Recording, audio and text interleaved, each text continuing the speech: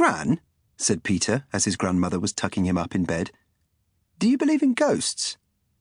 Oh, yes, said his grandmother. So do you know a good ghost story to tell me? Now? Yes. All right. Like a great many ghosts, said Gran, Sir Anthony Appleby was wary of people. It wasn't that they could do him any harm. That had been done ages ago. It was the fuss they made when they came upon him, in the winding corridors and steep stone stairways of Codlin Castle. Some screamed and ran. Some stood rooted to the spot, trembling and ashen-faced. Some fainted. But no one ever said a kind word to him. In fact, no one had spoken a word of any kind to him since his death in 1588. In time past, things had not been so bad, for then the only inhabitants of Codlin Castle had been the Appleby family and their servants. All were quite used to the ghost of Sir Anthony, and though they may not have spoken to him, at least there were no trouble to him. Nowadays things were different, for the Appleby fortunes had dwindled over the centuries, until finally one of Sir Anthony's descendants had been forced to sell the family seat. Now it was known as the Codlin Castle Hotel, where well-to-do folk came to stay, to sleep in canopied four-posters, and to eat rich meals in the medieval banqueting hall. Sir Anthony kept bumping into them in the corridors and stairways, and all of them, it seemed, were frightened of ghosts. A fellow can't get any peace these days, said Sir Anthony grumpily.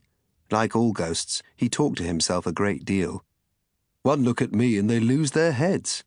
And then he allowed himself a smile, for though he dressed in the costume of his age, doublet and hose, flowing cloak, high ruffed collar, sword by his side, he was, as always, carrying his head underneath one arm. For 342 years he had carried it thus, ever since that fateful day when, as one of her courtiers, he had accompanied Queen Elizabeth on a visit to her fleet at Tilbury. On the dockside there was a large puddle, and the Queen stopped before it. "Your cloak, Sir Anthony," she said. Sir Anthony hesitated. "Majesty," he said. "I may have the heart and stomach of a king," said Queen Elizabeth, "but I have the feet of a weak and feeble woman, and I don't want to get them wet. Cast your cloak upon yonder puddle."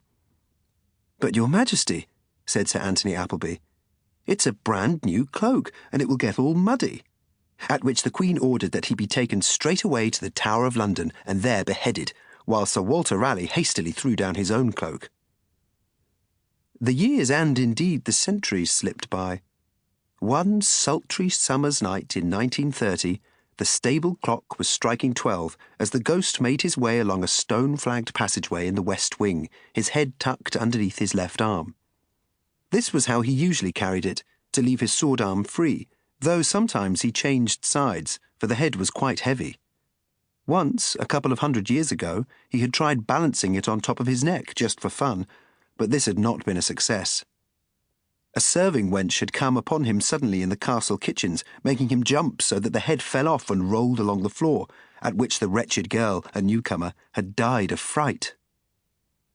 Remembering this incident as the 12th stroke sounded, Sir Anthony stopped opposite a tall cheval-glass standing in the passage, and taking up his head with both hands, set it carefully upon the great ruffed collar. "A fine figure of a man," he remarked to his reflection, "though I say it myself." And, pressing his palms against his ears to keep the head steady, he turned this way and that, the better to admire himself. He could not, therefore, hear the approach of soft footsteps, but suddenly saw, beside his own reflection, that of a small girl in pink pyjamas. "Hello," she said. "Who are you?"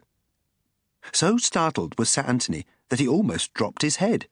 My name is Sir Anthony Appleby," he stammered, turning to face the child.